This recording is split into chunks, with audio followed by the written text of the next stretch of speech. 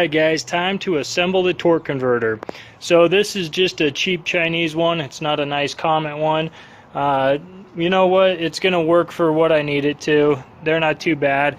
Only downside is... So I did have to grind off a bunch of the housing right back there, as you can see.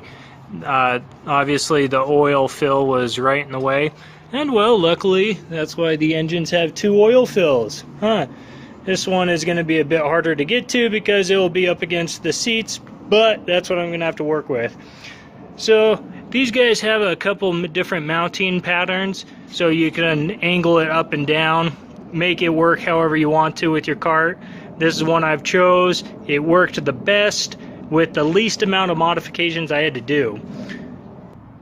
So it comes with all of these bolts. It's pretty self-explanatory. You got 4 bolts. They match most Hondas. Well, I'm assuming most Hondas. This is a Honda. It works. I've used a bunch on the Predators, on the 212 Predators, and I've used it on 308 Predator. So I think that's their 8.5 horsepower, or maybe they're 8. Either way, that's what you do. It comes with a bunch of little parts. You may or may not get instructions. If you are lucky, then, well, you're probably not watching this video. If you're like this one, it didn't come with any instructions. Luckily, I've already put a bunch on. So the first guy is that little washer back there. This is just a spacer that goes on there, and that is so then this guy doesn't hit those bolts. So next up is the inner side of the pulley, the drive pulley.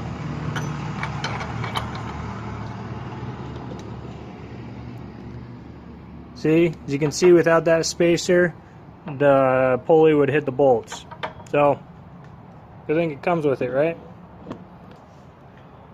Next up, I'm going to do the driven side. This comes with a washer with a key cut in it, keyway cut in it. So that goes in there. Then I'm going to do my key, goes in next. Now, the nice thing about these guys, these knockoffs, they come with 2 size of chain sprockets. So if you're running a smaller 35 chain, you'll use that one. These Yerf dogs, the sprockets come with a 40 chain. So obviously I'm going to use the bigger one. And if it works out, you know, if your setup's a little different and you need it back here on this side, let's show you.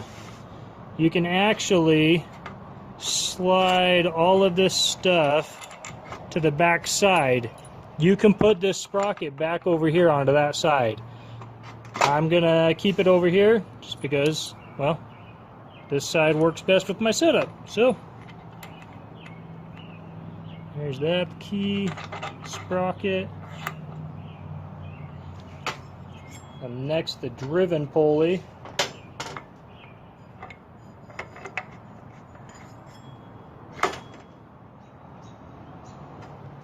And you got your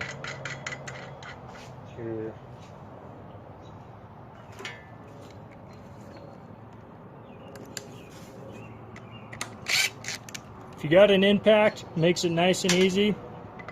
If not, you're gonna have someone holding on to that.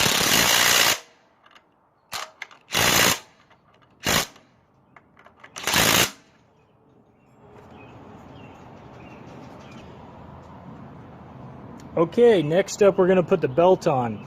Yes, there is a correct way to put the belt. We'll see if you can try and see this or not.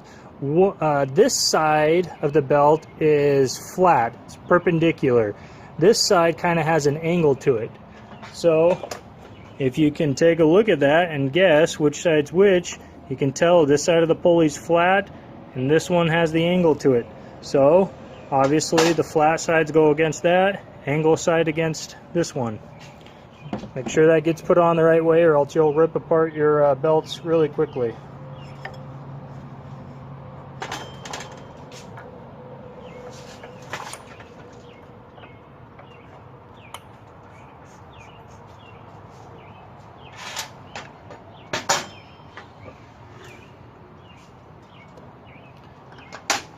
Okay, next up is this little insert bushing, whatever you want to call it. There is a correct direction. It's got an integral key with it, so make sure that goes on first.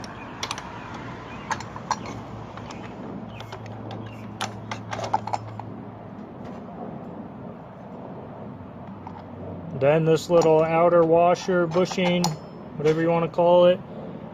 Then the bolt. Make sure you crank down on this guy really good.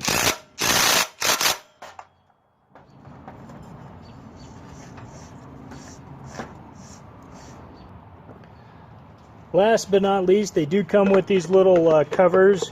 They're pretty nice. They're cheap. It's a cheap plastic. But problem is, if you're running your sprocket there on the inside, you have to modify the housing. So, not going to put that on quite yet.